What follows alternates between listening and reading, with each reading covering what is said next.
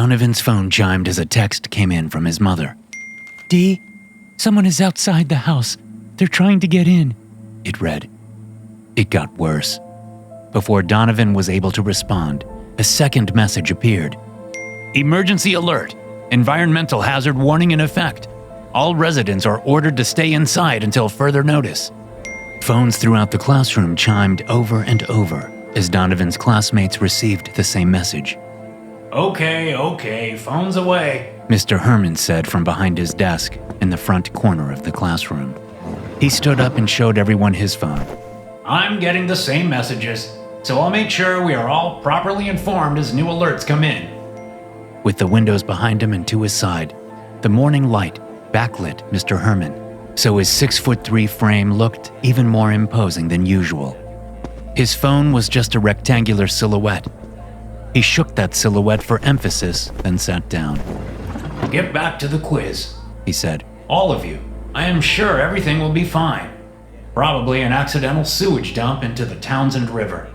The county commissioners need to start spending some of that tax money and finally upgrade that facility. I swear, every time I drive by the plant, it stinks like... 2 quick chirps erupted over the school's PA system. Mr. Herman had just settled into his seat, but his back went ramrod straight after the chirps. Miss Hollis, Mr. Herman said, speaking directly to Tina, the girl who sat at the desk closest to the classroom door. Tina sprang from her seat and locked the classroom door, then pulled the shade down over the inset window. She hurried back to her desk and sat there, her eyes wide, her hands shaking. Donovan's hands were shaking too as he tried to text his mom back. What's going on? He texted. There's a woman outside, his mom texted. She looks like me and she's trying to get in the house. Donovan read the text a couple of times before responding. What do you mean she looks like you? He texted. The 3 dots floated and floated. She looks exactly like me. She's even wearing my clothes, the ones I have on right now. Call 911, Donovan texted. This wasn't the first time his mom had a mental freakout. Donovan's dad called the moments her fragile state. Donovan sent 3 question marks when his mom didn't respond. 911 won't pick up. The line just rings. Call Dad, Donovan replied. I'm in the middle of a quiz. Not that Donovan or anyone in the classroom cared about the stupid quiz anymore. Half the class was talking back and forth, comparing texts as they received information from outside the high school. Donovan waited. No response from his mom. Did you call Dad? He texted, then waited some more. Again, no response. Donovan could vaguely hear Mr. Herman giving the class instructions, but he couldn't focus on that. His phone was his world at that moment. He sent another row of question marks. Nothing. There weren't even the 3 wiggly dots telling him she was trying to respond. It got worse. Mr. Benoit, Mr. Herman called out. Donovan looked up and half the class was looking at him, as was Mr. Herman. The other half of the class had their faces buried in their phones. Mr. Benoit and everyone else, Mr. Herman said. Please, put your phones away. My dad says people are acting strange, Missy Collins announced, holding up her phone. My big bro is saying the same thing, Daniel Atwako said. He's the assistant manager at the Stop and Save on Morgan Street. They are closing down and locking the doors after the manager went nuts and trashed the chip aisle. There's a fire at the gas station on Crown Boulevard, Tim Verdun said. He leaned closer to his phone. What the fuck? My sister just sent a picture of herself outside our front door. Hey! Mr. Herman shouted. All eyes went to him. Put the phones away, now! We do not need rumors spreading. Mr. Herman, these aren't rumors, Missy said. My dad is saying the same thing. There's some guy outside his office that looks just like him, and more people are showing up. She read from her phone. Everyone outside looks like someone from the office. We're locking the doors. Please, stay safe. She looked up and around. Tears filled her eyes, but hadn't spilled over yet. Okay, Mr. Herman said. I understand everyone is emotional and on edge. Lockdowns can be scary. But I assure you that there is a logical explanation for everything. Yeah? What's that, Mr. H? Max Kinnaman asked. Tell us the logical explanation. Max was the kid that sat in the back of every class. He was the kid everyone at Dorchester High School both feared and admired. No one messed with Max. But then, no one really hung out with Max either. Eyes went from Mr. Herman to Max, back and forth, until Mr. Herman said, We'll know more soon. Principal Gordon is gathering as much information as possible. When he understands the situation and feels it's appropriate to inform the staff, then I will pass on whatever pertinent information I can. So you don't know shit, Max said. Just say that. There were a few snickers. Not many. Most of the kids were more than freaked out, Donovan included. He held up his phone. Mr. Herman, my mom texted me, but now she's not responding. Can I call her? That set off a tsunami of requests to call parents. Most of the class held up their phones and tried to shout over each other for permission to get a hold of their families. Stop! Stop! Stop! Mr. Herman shouted. Put your phones away, people! Let's see what we can learn before we all panic. Donovan's phone chimed. Mr. Benoit, Mr. Herman said firmly. Donovan ignored the man and read the message. Then he read it again. She's in the house, the text read. Mr. Benoit! Mr. Herman shouted. I have to call my mom, Donovan said and pressed the call button. Mr. Herman stalked down the aisle toward Donovan. I literally just said that everyone needs to, Mr. Herman said. But Donovan tuned him out the second his mom picked up. Help me, Dee! Donovan's mom said. I'm locked in the bathroom. She's trying to break down the door. Who is Mom? Donovan replied. Me! His mom shouted. It's me! Mr. Benoit, Mr. Herman said, standing next to Donovan's desk with his hands on his hips. give me that phone. Donovan held up a finger. Mom, that doesn't make sense. Donovan replied, his finger still held up. It must be some homeless lady that looks... Give me that. Mr. Herman said, and yanked the phone out of Donovan's hand. Hey! Donovan protested, but Mr. Herman was already walking off, the phone to his ear. Mrs. Benoit, Mr. Herman asked into the phone. I am sorry, but we have a lockdown situation that we are dealing with. I am sure it's nothing for you to be alarmed over as soon as... The man stopped, then held the phone out. He studied the screen and could see that the line was still active. Then Herman put it back to his ear. It got worse. Miss Benoit, are you still there? He asked. What's going on? Donovan asked, jumping up from his seat. Miss Benoit, yes, I can barely hear you. What is that noise? Are you in any... He stopped talking, and his entire frame went rigid. Donovan reached him and tapped him on the elbow. Mr. Herman turned around, and Donovan took 2 steps back, nearly tripping over his own feet. Mr. Herman's face was pale, and his eyes were wide. Then he slowly took the phone from his ear and pocketed it. What did she say? Donovan asked. Mr. Herman swallowed hard, then went and sat behind his desk. Donovan looked around, confused. He saw the same confusion on his classmates' faces. What's got your panties in a wad, Mr. H? Max asked from the back of the room. Nothing, Mr. Herman said. He shifted his focus to Donovan. I'll hold on to your phone for now, Mr. Benoit. Everyone else, please put yours away, or I will confiscate them. What did she say? Donovan asked again. What's going on? Sit down, please, Mr. Benoit, Mr. Herman said. Donovan did not sit down. He approached Mr. Herman's desk. That's when he got a good look at just how pale Mr. Herman had gone, and beads of sweat formed on the man's forehead. Give me my phone, Donovan said.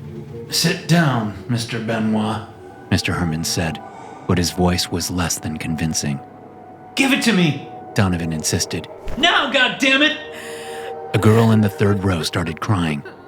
That set off 3 other students. Mr. Herman looked shell-shocked and completely at a loss as to what he should do. Keep your voice down, Mr. Herman said to Donovan. And do not take that tone with me, Mr. Benoit. I'll let it go this time due to what I just... Donovan waited, but Mr. Herman did not continue. Give him his phone, Mr. H. Max called out from the back of the classroom. Sit down, Mr. Benoit, Mr. Herman said once more, ignoring Max. Now, please. No, Donovan said. Give me my phone. I need to call my mom back. Mr. Herman swallowed hard and shook his head. You should go sit down. Missy Collins stood up from her desk and walked toward the windows. Miss Collins, Mr. Herman shouted. you need to sit back down. Everyone, sit down. What's Principal Gordon doing? She asked. The whole class turned to the classroom windows that overlooked a huge common area. Standing in the middle of the commons was a man dressed in a blue suit, just like the one Donovan had seen Principal Gordon wearing that morning as he greeted the students when they arrived and walked through the front doors. But there was something wrong with the suit. What's he got all over him? Boyd Tustin asked. Boyd was a linebacker on the football team, so when he stood up, everyone behind him shouted for him to sit down and stop blocking the view. He shrugged and sat his huge bulk down.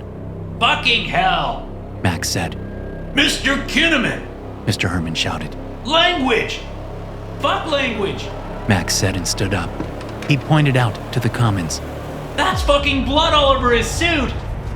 The entire class went into a panic. Half of them got on the ground and under their desks. The other half stood up and moved closer to the windows for a better look. Donovan joined the students at the windows. Everyone, please! Mr. Herman cried out, but it had no effect. No one was listening to him anymore. It got worse. The students at the windows gasped and backed away almost in unison. Some had their hands to their mouths. Some had their phones up and were immediately recording. Well, that's fucking weird, Max said, standing right next to Donovan. I didn't know Gordon had a twin brother. A what? Mr. Herman asked, and finally joined the students at the windows. He doesn't. Principal Gordon has a sister, and she lives in Oklahoma. Tell him that, Max said and pointed out the window. Principal Gordon stood in the middle of the commons, his body still, his blue suit covered in dark stains. From the east side of the commons, a man moved slowly toward Principal Gordon. The new man looked exactly the same, except his suit wasn't stained at all. To Gordon, see? Max said to Mr. Herman. Oh shit, Donovan said. he's right. You think, Benoit? Max responded. That's, strange. Mr. Herman said. He was no longer focused on the class. His attention was solely on the two Principal Gordons as one approached the other. What's he saying? Donovan asked as the approaching Gordon spoke to the one standing still. He looks just as confused as us. Clean Gordon is our Gordon. Max said. What does that even mean? Daniel asked from Donovan's other side. Use your eyes, Atwako. Max said, pointing out the window. One is covered in blood and standing there like a fucking zombie. And the other one is not covered in blood and is acting like Gordon should act. He doesn't have a twin. Mr. Herman mumbled. It got worse. Yeah, well, these fuckers do. Boyd said, holding up his phone so everyone close to him could see the video. This is happening at the Burger Shack. People are fighting each other. Like, fighting themselves. Jesus Christ! Tim said, staring at the screen. That's Eloise Buntner. She graduated last year. And look, she's... Those looking at Boyd's phone screamed, and all took an involuntary step back, like the phone itself would attack them. She popped her fucking head off, Tim said, and sat down hard in the closest chair. Her head? She just popped it off. No, Mr. Herman said, shaking his head back and forth. No, it's a TikTok prank. Yes, TikTok. That's the problem. I think... Mr. Herman? Missy said, putting her hand on his elbow since she couldn't reach his shoulder. Why don't you sit down, Mr. Herman? Missy steered the stunned teacher back to his desk. Good thing it's not an active shooter, Daniel said, watching Missy walk Mr. Herman back to his desk. because Herman is already checked out. We're on our own. No shit, Max said. He laughed. Then he stopped. Oh man, the Gordons are facing off. This should be good. Clean Gordon had reached Bloody Gordon. Clean kept a good couple of feet between them, but was actively talking to and gesturing at the other man. The students could see Clean Gordon's mouth moving, but couldn't hear anything he was saying. Gotta be weird to see yourself covered in blood. Max said. What the hell do you think he's even saying? Daniel asked. Oh, fuck! Donovan shouted. Bloody Gordon lunged at Clean Gordon and grabbed him around the neck with one hand. Clean Gordon shouted and swatted at Bloody Gordon as he was lifted up off his feet. Clean Gordon's face turned bright red, then dark purple. Then snap! Suddenly, at a very wrong angle, Clean Gordon's head wobbled onto his right shoulder. The whole class screamed. They weren't the only ones. Other classrooms that looked out onto the commons could be heard screaming too as they witnessed the brutal death of their principal. Bloody Gordon kept squeezing and squeezing until the dead principal's neck was completely crushed into mush. Then, with a flick and twist, the dead man's head popped off and went flying across the commons. When it hit the ground, it rolled and rolled, lost from sight directly under the row of windows that Donovan, Max, Daniel, and the other students were staring out of. Bloody Gordon shook gore from its hands, then slowly turned toward the classroom. He cocked his head and smiled. Before anyone could say a word, the man sprinted straight for the windows, mouth agape as an unearthly noise burst from his throat. Students scrambled backwards, bumping into desks and overturning chairs in their mad escape away from the windows. Even Donovan, Max, and Daniel retreated as the crazy man raced toward them. Then slam! Bloody Gordon crashed into the windows at full speed. His forehead met reinforced glass, and his skin split open wide. Blood poured down his face and into his still wide-open mouth. The students clapped their hands over their ears as the unearthly noise penetrated through the glass and entered the classroom.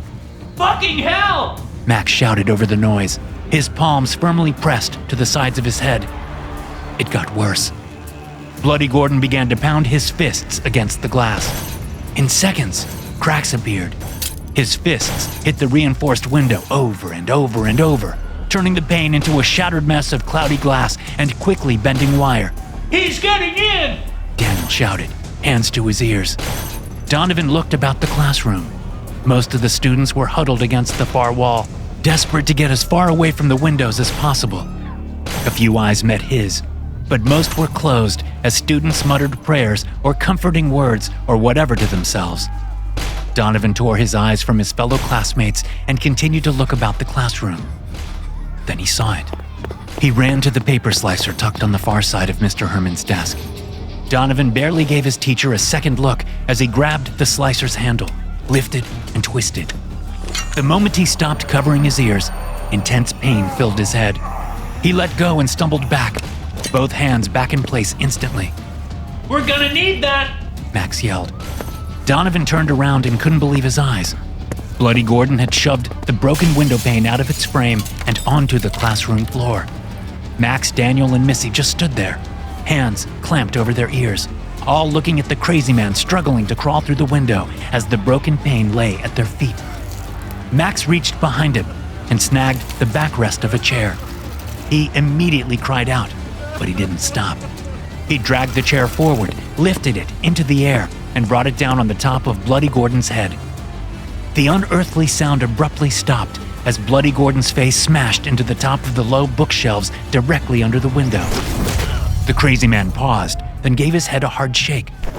When he looked back up, his nose and most of his teeth were shattered, adding to the blood already pouring from the man's forehead. Then he smiled. Oh, fuck! Max said, and retreated quickly. Daniel joined him, but Missy was too slow. A hand shot out and grabbed her by the back of her skirt as she tried to turn and run. Bloody Gordon pulled Missy to him, and his other arm reached up and wrapped around her throat. It got worse. No! Donovan shouted. With the unearthly noise over, Donovan returned his attention to the paper slicer. He pulled and tugged, but the blade wouldn't come loose. Then Donovan lifted the whole thing over his head and brought it down as hard as he could against the floor. Industrial tile cracked and splintered as the heavy body of the slicer finally separated from the blade. Donovan turned back just as Missy's head popped off like a dandelion. Bloody Gordon started screaming once again, and it took all of Donovan's willpower not to drop the blade so he could cover his ears. He ran to the window, raised the blade up over his head with both hands, and brought it down with every ounce of strength he had. Bloody Gordon's head split right down the middle. The two halves fell to either side, but were still attached by flesh and sinew. Donovan struck again, and again, and again until he hacked the two halves completely off. Then he dropped the blade into the mess of blood and flesh around him and stumbled backward before reaching a chair he could collapse into. Fucking hell! Max said. Remind me not to fuck with you, Benoit! He killed Missy, Daniel whispered. Donovan's eyes slowly moved from the headless corpse of Bloody Gordon to the headless corpse of Missy Collins. Then he turned and threw up. He wasn't the only one.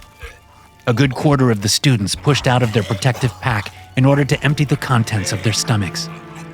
Phones were blowing up. With the unearthly noise gone, the sound of message chimes and ringtones filled the silence. Students scrambled to pull phones from their pockets and backpacks and purses. Everyone was suddenly talking over each other as they announced what they were learning. The National Guard is barricading roads! The police station is on fire! Smoke is coming from the hospital! My dad's not picking up! He's not answering! My mom says she killed something that looks like my baby sister. It got worse. Look! Donovan said to Max and Daniel as movement outside caught his eye. That's Mrs. Herndon! The 10th grade social studies teacher was running across the commons with her own doppelganger right on her ass. She didn't make it very far. The doppelganger caught her by the ponytail and pulled back so hard that the skin around Mrs. Herndon's throat split in front. The teacher clasped her hands to her throat as she fell onto her back. Then the doppelganger leaped into the air and came down with both feet onto Mrs. Herndon's face.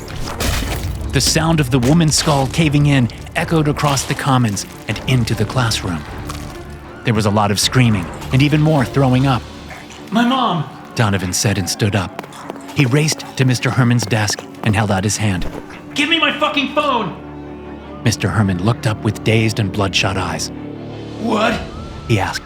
My phone! Give it to me! Donovan shouted. Almost robotically, Mr. Herman reached into his pocket and pulled out Donovan's phone. Donovan snatched it away from the man and dialed his mom's number. When she didn't pick up, it went to voicemail.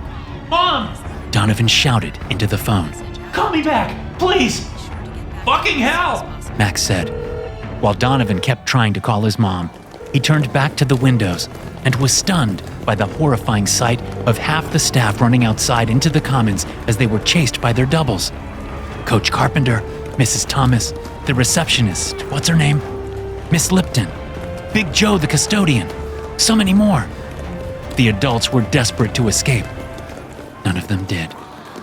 While the kids stared in horror, the adults' heads were popped, torn, ripped, and even bitten right off their necks. Pop, tear, rip, bite, gone. It got worse. The commons had become a bloodbath. But even as open necks still spouted blood, it looked like it wasn't enough for the doppelgangers. As one, the group of doubles turned in different directions and looked toward the classrooms surrounding the commons. Then they ran straight for the windows, that unearthly noise blaring from their open mouths. The students in Mr. Herman's class screamed, but all seemed to come to the same conclusion at the same time. One of their windows was already broken in. Without saying a word to each other, instead of covering their ears, the students began barricading the windows with their desks and chairs. Then they pulled the heavy cabinets and bookshelves over. They had just gotten the last piece of movable furniture in place when bodies slammed into the windows outside. Somehow, a hand managed to reach through the broken window and squeeze through a crack between bookshelves. Donovan instinctively picked the paper slicer blade back up out of the gore and slammed the edge down on the hand's wrist. Nope, definitely won't be fucking with you, Benoit. Max said as the bloody stump retreated back from the gap between the bookshelves. Boyd and Tim shoved the shelves together, closing the gap. It got worse. Something smacked against the classroom door's window. They're inside, Daniel said. You think? Max snapped. We just watched them chase half the fucking staff out into the commons. Where the fuck did you think they came from? Yeah, idiot. I'd say they're inside. Max looked at the blade still in Donovan's hand. Donovan looked down at the blade and then over at the classroom door. The smacking grew louder and more insistent. So did the unearthly noise. Tim Verdun coughed hard, then fell to his knees. He had his hands over his ears, but blood started to seep from between his fingers. Oh, crap! Boyd said just before he fell to his knees. The door window cracked, crumbled, and then was shoved out of its frame just like the other window. Bloody hands tore the shade off and tossed it to the ground. Faces peered in through the open space. Recognizable faces. Faces that looked exactly like many of the students cowering in the corner, staying as far away as possible from the wall of windows and the classroom door. The mouths of the faces peering in opened wide, and the faces screamed that unearthly noise. Students fell to the ground, writhing in pain. Donovan stumbled against Max. The two boys held each other up and staggered to the one place left to hide, the closet behind Mr. Herman's desk. The teacher was catatonic. He sat there in his desk chair and stared at the barricade as it shook and shuddered. The pieces of furniture began to teeter and scoot. Then a bookshelf toppled over and a head appeared. Mr. Herman's. The man in the desk chair screamed. His double screamed back. Max and Donovan shoved past Mr. Herman and yanked the closet door open. They rushed inside and slammed it closed. Let me in! Daniel cried from the other side. Guys, let me in! Neither Max nor Donovan let the other boy in. Instead, they bolted the closet door from the inside and retreated as far back into the closet as they could. No! Daniel screamed from outside the closet. The scream was cut short. A second later, there was a thunk. It got worse. Blood seeped from under the door, and Donovan watched the pool get bigger and closer. He lifted himself up onto a short filing cabinet and tucked his knees up under his chin. Max did the same on a different filing cabinet. The two boys looked at each other in the dim light the edges of the closet door provided. Good thing there's a lock, Max said. Donovan nodded. Then the boys jumped as Donovan's phone rang. He tugged it from his pocket and nearly started crying when he saw Dad on the screen. Dad! He cried as he answered it. Donovan winced as noise filled his ear. D? A faint voice called. D? Can you hear me? Dad? Donovan replied. I can barely hear you. D, the National Guard has the town cordoned off. I can't get home. Donovan's dad shouted over the phone. I can't get a hold of your mom. What is going on? I don't know. Donovan said. People are killing each other, and they look just like everyone else. He's not going to understand what you mean, Max said, knees to his chin, eyes on the blood still pooling from under the door. Listen, Dad, if you see someone that looks like... Donovan started to say. Holy God! Donovan's dad interrupted. What is that? There's something in the sky over the town. The man's voice was drowned out by a combination of unearthly screams, soldiers shouting and giving orders over bullhorns, and then gunfire. A huge explosion filled Donovan's ear and the phone went dead. Max's head shot up. What was that? Max said. Something blew up. Donovan said. You think? Max replied. He shook his head. Sorry. What did your dad say? He was talking about something over the town. Then there was that explosion. Donovan said. Another far-off explosion reached their ears. The school shook and dust rained down from the ceiling above their heads. Both boys looked up at the ceiling, then looked at each other. Oh, fuck! Max said. Donovan's eyes went back to the ceiling, and he slid off the filing cabinet. The blade lifted to shoulder height. Max slid off his filing cabinet too, and frantically searched the closet. What are you looking for? Donovan asked. What do you think? Max snapped. A fucking weapon! He opened a plastic container and found several pairs of heavy-duty scissors. This will do, he said, and pulled out 8 pairs. He carefully staggered the pair's handles on his fingers and gripped tight. Fucking hell, Donovan said. You look like that goth guy in that old movie. Maxwell Scissorhands, Max said, and held up his hands in front of his face. In each hand he gripped 4 pairs.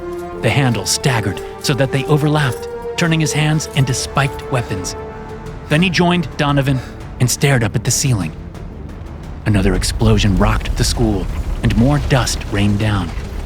But the dust didn't stop falling after the explosion had settled. The two boys looked at each other and nodded. They knew what was up there. They waited and waited. It got worse. The closet door was ripped off its hinges. The bolt snapped in half. Donovan and Max's attention was pulled from the ceiling and to the doorless opening. Half the football team stood outside the closet. They'd shoved Mr. Herman's desk away for more room. All of them were coated in blood. A figure slipped through the mob and smiled at the two boys. It was Boyd Tustin, or Boyd Tustin's double. And the double was just as huge as Boyd, of course. Fucking hell! Max said and took 2 steps back. Donovan didn't. He turned and squared off with the Boyd double. Fuck you! Donovan said, blade held up. The Boyd double's smile widened. The doubles of the football team opened their mouths and screamed. Donovan cringed at the unearthly sound. Fucking kill it, Benoit! Max shouted. Do it! Before Donovan could strike, the ceiling exploded into a shower of broken mineral fibers. Max cried out. Donovan couldn't help himself and glanced over his shoulder. Max was pulled up into the ceiling, kicking and screaming. He punched upward over and over with his scissor fists, and blood sprayed down into the closet. Then he was gone, and his screaming suddenly stopped.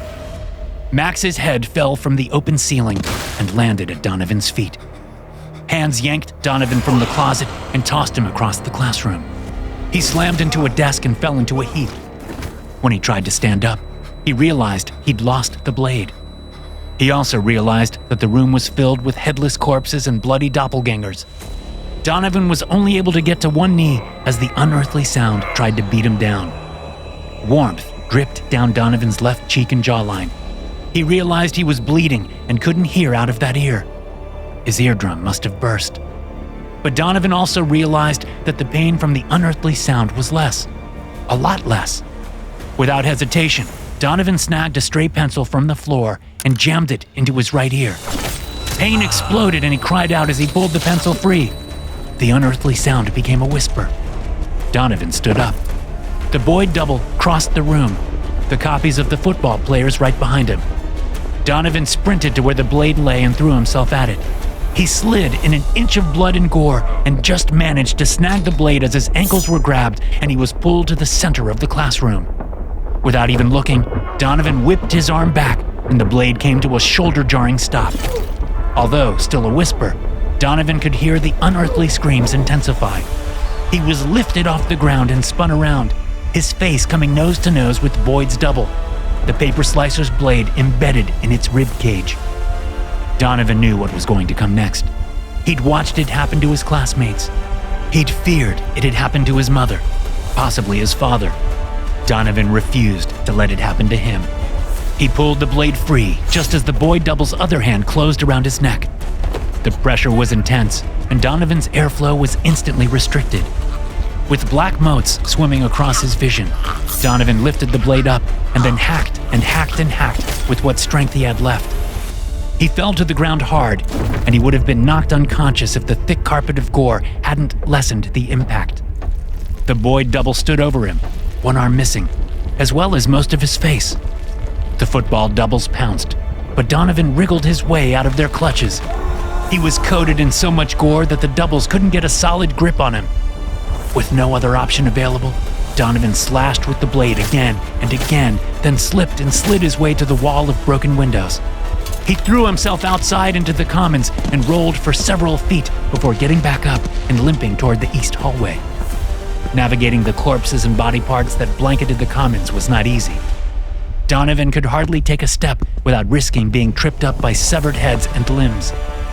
He finally reached the far side of the commons and pulled open the hallway door. Inside was nothing but a sea of blood and offal that came nearly up over his ankles. Donovan waded in and waded through, doing more slipping than walking. When he reached the front office, Donovan risked looking back over his shoulder. The football double stood at the doors to the outside commons, watching him. Fuck you! He shouted, and even in his own head the words sounded like he was screaming through thick cotton. The football doubles didn't move an inch. Donovan wasn't about to waste the opportunity. He fled past the office and out the school's front entrance, blade held out like it could ward off the devil himself. The scene outside was nothing short of pure chaos. Crashed cars filled the parking lot, as well as the street out front.